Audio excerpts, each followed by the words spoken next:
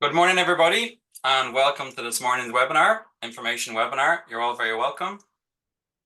I see some people attending the space, so thank you very much for attending this morning. And as I said, you're very welcome. And just on the screen, there's going to be a couple of information points for you in relation to some interesting reports and events that we have upcoming here in Great Place to Work. So as I said, you're all very welcome on this fine Thursday sunny morning. And I think the next screen we should have some information in relation to our best workplaces in health and well-being report, which has been announced for 2024. This is our inaugural report, and it's recognizing top 50 companies in health and well-being. It shares some stories and insights and best practices around health and well-being. So I think that should be moving on pretty soon. There we go.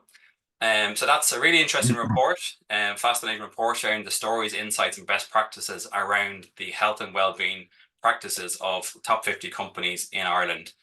You can scan the QR code there. And very much linked to that event, then we have a really interesting webinar coming up with our own Jim Flynn talking to the IRFU and the Kingsley Hotel about their own commitment and journeys towards enhancing employee well-being. So you're all very welcome, as I said, to this particular webinar. And we will be starting very shortly. And it's great to see such numbers attending today. My name is Jeff Moran, and for the past 10 years, I've been working in the corporate environment in the HR and organization learning functions. And I'm joined today by my colleague in people, Breen Sutton. Hello, Breen. Would you like to say hello?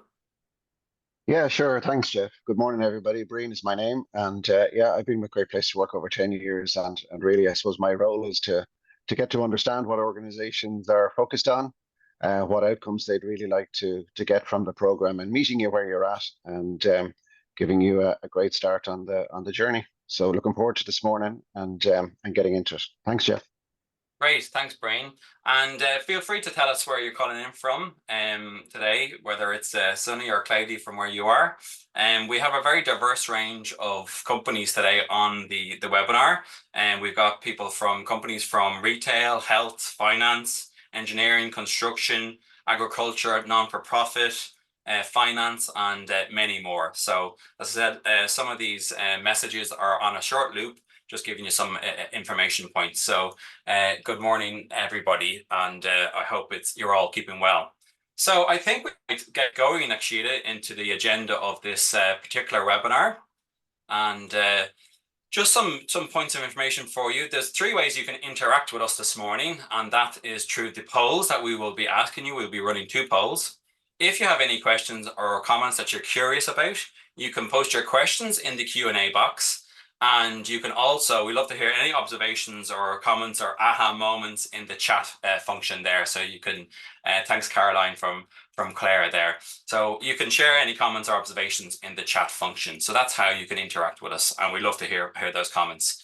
In terms of the agenda then, very simply, we've got a really simple agenda for you today. We're going to demonstrate what a client journey looks like through one of our great clients in Woodies. And Breen is going to take you through that story. It's a really fascinating story of their own commitment to being a great place to work.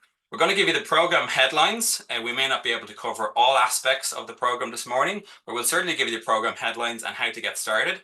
And then we're going to leave probably the latter half, maybe 10, 15 minutes really to answer your questions. That's what it's all about this morning, answering your questions. Some of you have sent in your questions in advance, so thank you very much for that.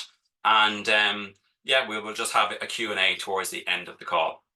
So the very first poll and first question that I'm going to ask you all is, which element of the Great Place to Work program interests you the most today? And on the screen, you'll see a poll there that you can answer. And I'll give you 20, 30 seconds to answer that.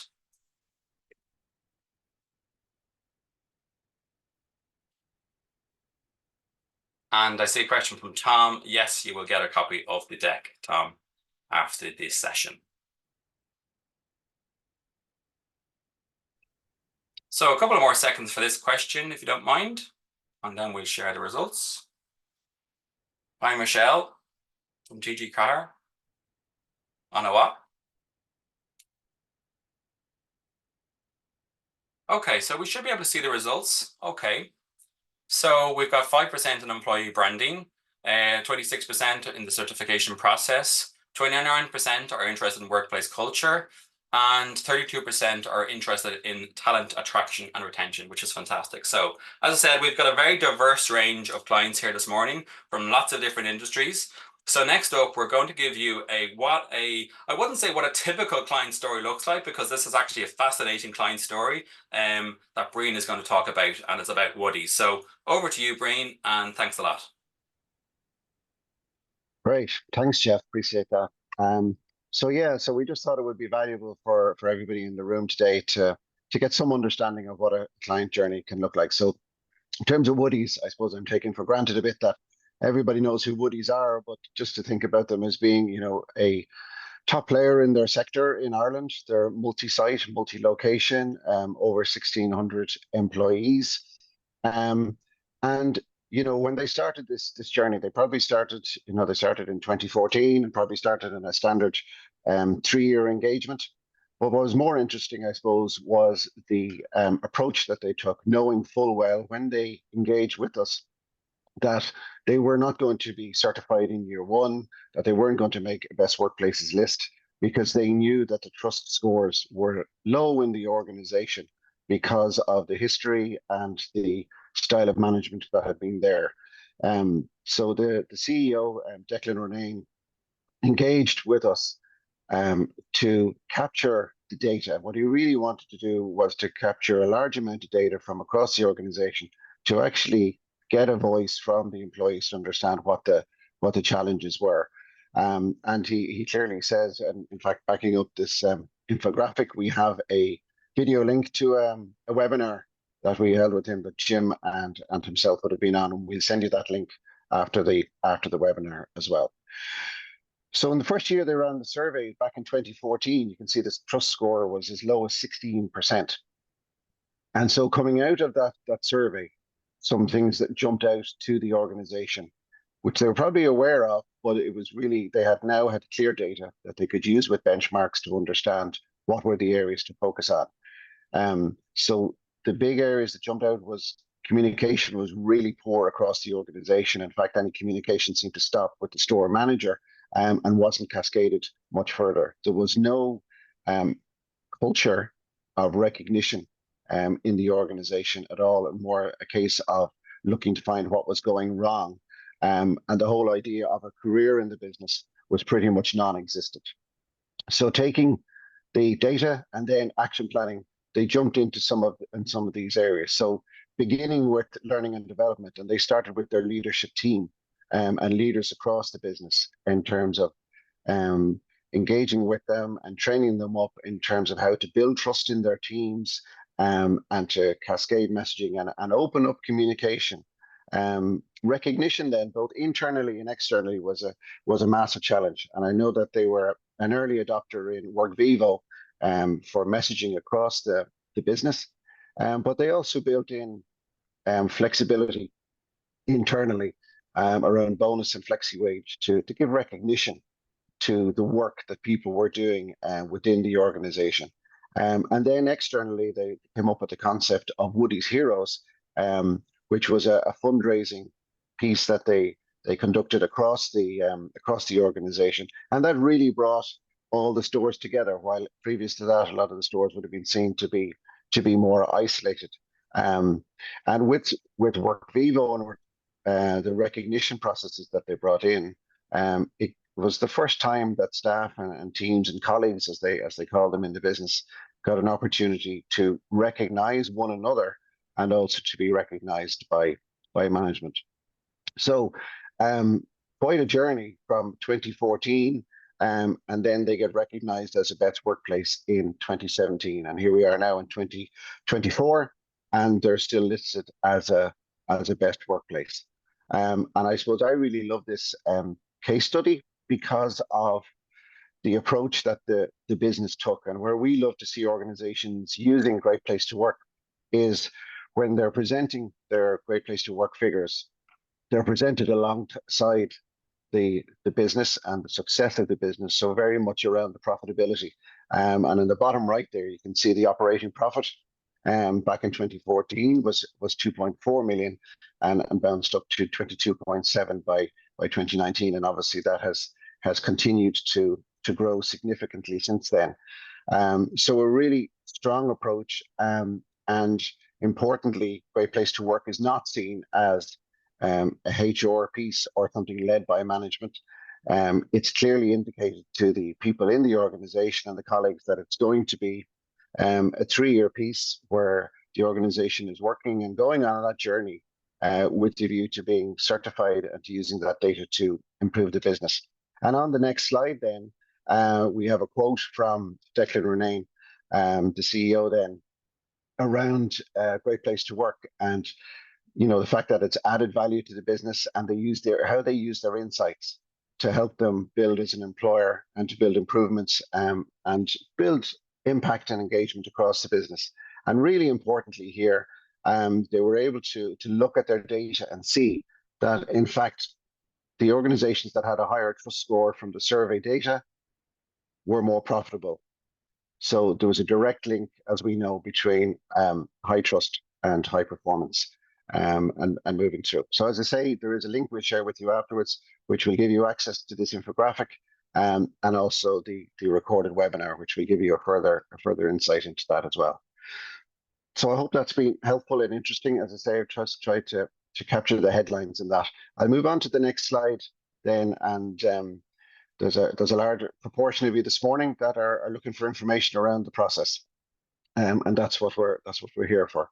So in terms of Great Place to Work and the process, your first connection with us is with our client success team, a really excellent team we have there, very experienced, and I've been working with organizations in all different sectors, and will give you a really strong foundation to start the program. And if you think about Great Place to Work, the reason that the recognition and the award and certification are so well recognized and valued by talent in the market is that it is in fact the voice of the employee in the organization. So when an organization is recognized, it's based on the feedback from the employee body across the whole organization. So in terms of the process, first step, as I say, your connection is with client success, and they will help you set up the survey. So again, it's a 3-year program. So we engage with our clients on a 3-year basis. So this is what works best in terms of understanding in year 1 what your data looks like, what it's telling you, and then identifying action planning areas and working through that. So client success will set you up well in terms of pre-survey communication. The survey is typically kept open for 2 weeks. A document they'll share with you on that call is called Culture Brief, which really takes about an hour to complete, and is capturing headline information about your organization. And we use this in terms of profiling your organization later. So then when the survey is closed, very quickly, in a number of weeks, we're coming back to your senior team with your data. And this is really where the good stuff happens in terms of looking at your data, using benchmarks, and starting to action plan with the senior team. And then you can agree how to cascade that information across the organization. And at that stage also, we're telling you what your score looks like, whether you're certified or not.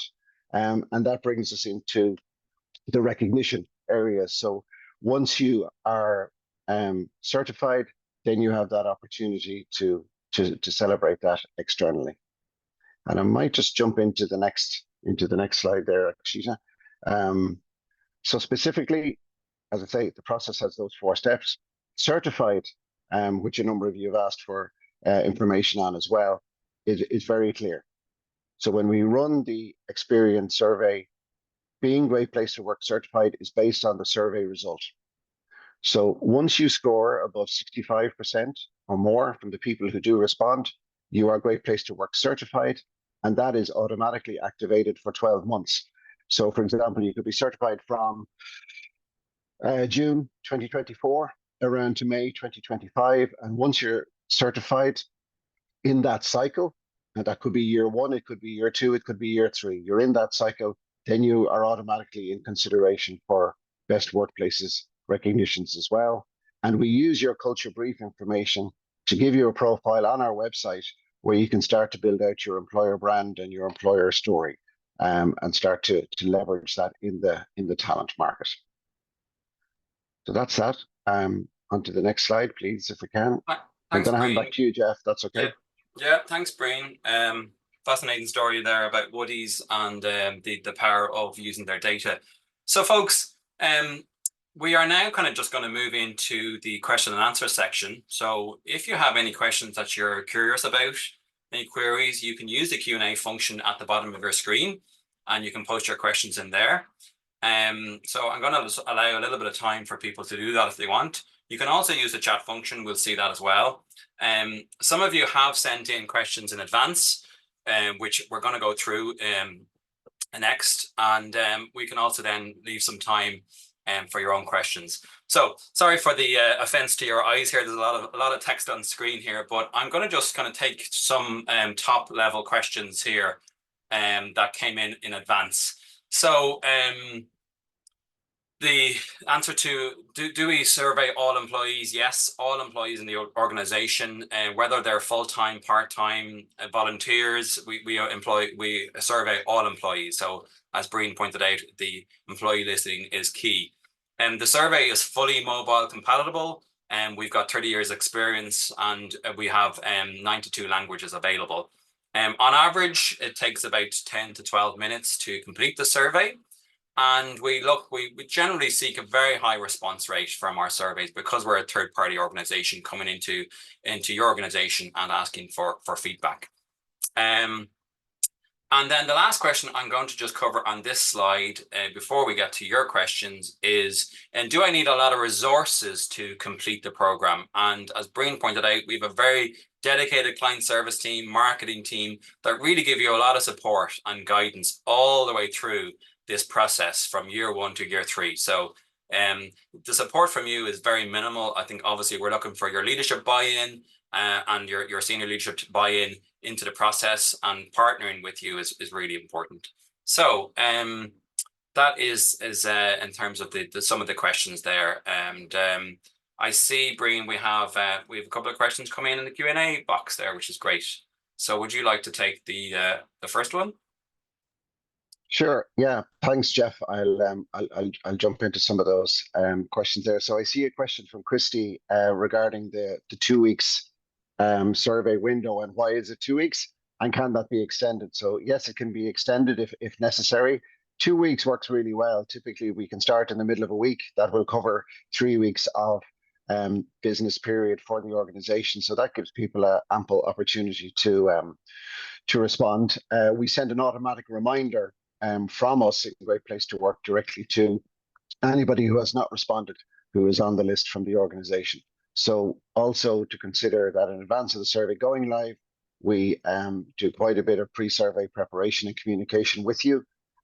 You control that internally, but that drives the response rate also. But thanks, Christy, for that question. A couple of questions from the chat, Breen, if you don't mind. I'm going to just curious, maybe you could tackle this one, Breen. I'm curious about how you get the employee buy-in. So Evie has asked that question about employee buy-in. Sure, employee buy-in is really important. I suppose the number one question in my experience that's sitting at the front of employee minds about survey is confidentiality and anonymity. So that really is a vital piece. So, and as I say, that pre-survey communication that I mentioned, we'll be working with you to get that message over to the employees. The other piece I would say is that maybe the organization has a history of running its own survey or not, but it's really to let people know that if they're taking the time to fill in the survey, that they're going to hear back the responses, they're going to hear back what the data looks like at a top level. And really importantly, there's an opportunity here for collaboration as well, to let them know that they'll have an opportunity to be involved in change and collaboration with the organization. So the organization sets out its intent in advance of the survey going live around what it's going to do. And that, that builds very much into that message around engaging with Great Place to Work over 3 years, because it gives real solidity and confidence for people to know that the organization is serious about this and not dialing in to pick up an award. I hope that helps. Right. Question from Adam Harvey that I'll take. What percentage of colleagues must participate in the survey? Thanks, Adam, for your question. We would generally seek at least a 50% response rate, but we see much higher response rates because of the third party coming in. So that's generally what we would see, but we try and get a higher as response rate as possible, and it depends on the organization. Another question. I'm just kind of thank you for so much questions. There's a lot of questions Yeah. here. Another question from Bridget that I'll take, Breen. Can we do Okay. the survey at any point in the year, or is June the deadline? No. Bridget, thanks for your question. You can do the survey at any point, Bridget, that suits you. It's a 2-week window that we would work with you on. So whatever suits the organization. Breen, do you see any other questions that? Yeah, I might just step in. There's one from Julia there that kind of builds into what you've just been talking about there in terms of how long. Julia's asking for how long is the certification granted. So I might have touched on it there, but in terms of certification, when we talk about Great Place to Work certification, there's no deadline for you to engage and to launch the survey, because once you receive the certification, it's validated for 12 months. So that can be at any time during the run of the year. That suits the rhythm of the business. For you, we launch the survey, as we say, open 2 weeks. If you achieve certification, it's validated for 12 months. And then you're into that cycle where you can be recognized in other best workplaces lists as well. You're in consideration for those. Now, I see a number of questions coming in around cost, around the investment, what's involved there. There is a cost, and it's based very much around your headcount. We work with organizations from 20 upwards, so we'd have best, small, medium, and large workplaces, and you know there's a range of services that we touch on in there. So depending on the level of engagement that you want, in terms of, you know, if you're a larger organization like a Woodies, do you want a dashboard with live reporting on it, or do you want reporting after the senior management presentation and so on? The cost can vary. So we'd really like to pick up the conversation with you directly around what it is that you want to get from the program, what areas we can focus on, and then we can build a program and an investment to match on that as well.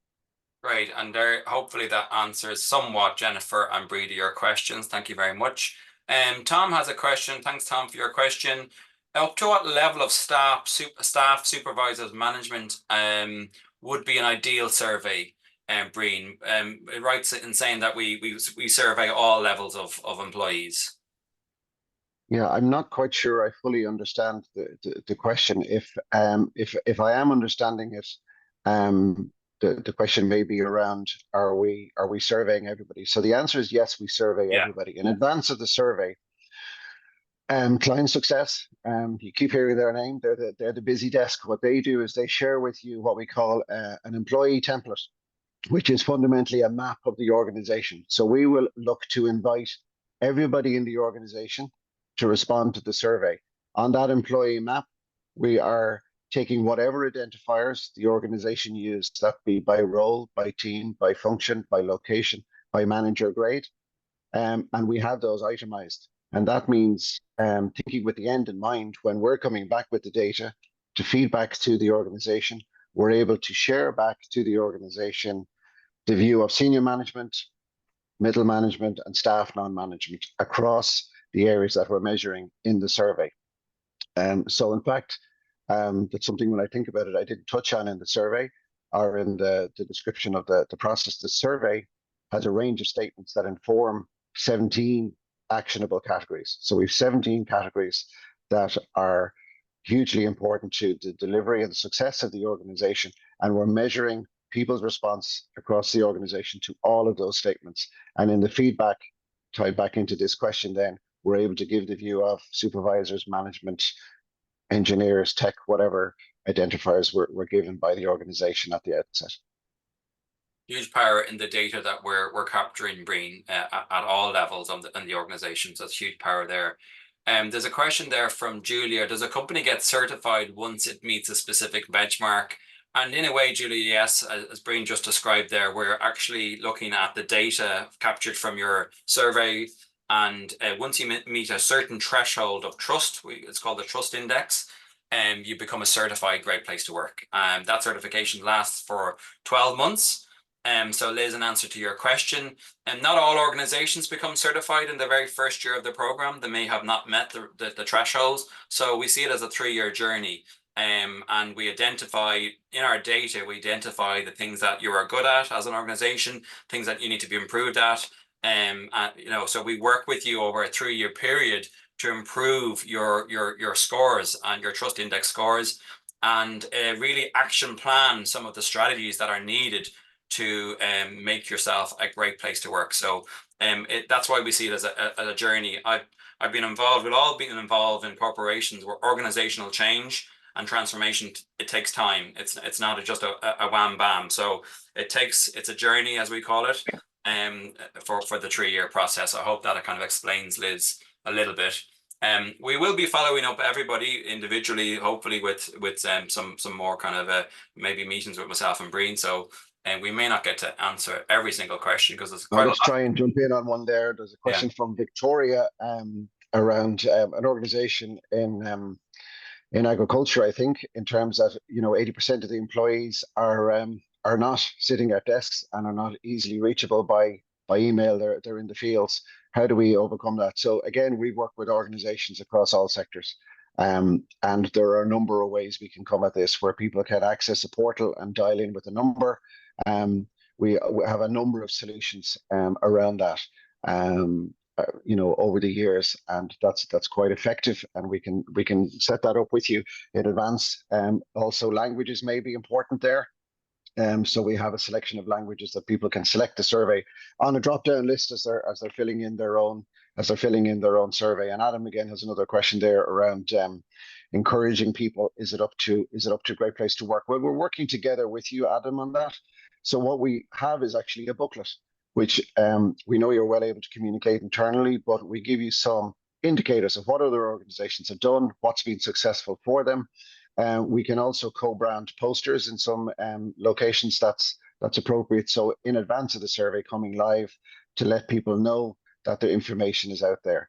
I would say personally, in my experience, the most important group to let know that the survey coming is people managers. So before the broadcast announcement goes out, anyone who's a people manager knows that Great Place to Work is coming, that it is confidential and anonymous, that the survey is coming directly from us, and they're giving their teams confidence around responding and encouraging everyone to respond to capture as much data as we possibly can. I hope that helps.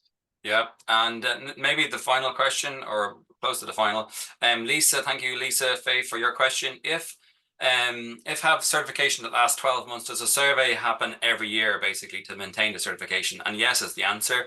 We would survey your employees every single year, and we would benchmark that data against other companies in the program, and we can also global benchmark. So the power is in the data, and then to see the transformational improvement year on year. That's really what we're all about, really working with companies to evolve their people processes and their workplace culture. So that's, as I said, why it's a 3-year commitment that we look for in terms of partnership. Maybe one more, Breen. Yeah, I see a question from Nicole there, a little bit linked back into some of the previous questions in terms of Nicole is asking, is it easy for our colleagues to access the survey? So is it purely by email? So there's multiple ways we can come at that. So we can do email, we can do the portal where they have a number and they can dial in, and we can work with you to figure that out. Always we're thinking about how are we going to feedback the information to the organization so that we've captured the information, the source and the demographic, and inform the business that way. So folks, listen, thank you for your engagement. A wonderful amount of questions there. So really a lot of curious people in the room. So it's really great to see that engagement. I hope this webinar has been of value to you. One final poll before we leave you. Following today's information, what are the next steps for your organization? Give us an indication of what you'd like to do next. Would you like to meet with us, discuss options? You need to discuss internally, or you're ready to start our journey. And these results won't be shared. And if you can just answer that poll, that would be wonderful. Thank you so much for your attendance this morning. And thanks, everybody. Yeah, thanks, Breen. And we hope to see you at an upcoming webinar. Hopefully the health and well-being webinar, hopefully as well, it might be of interest to you. So thanks, everyone. Have a great day. Looking forward to catching up with everyone. Thanks, Jeff. Take care. Thanks a lot.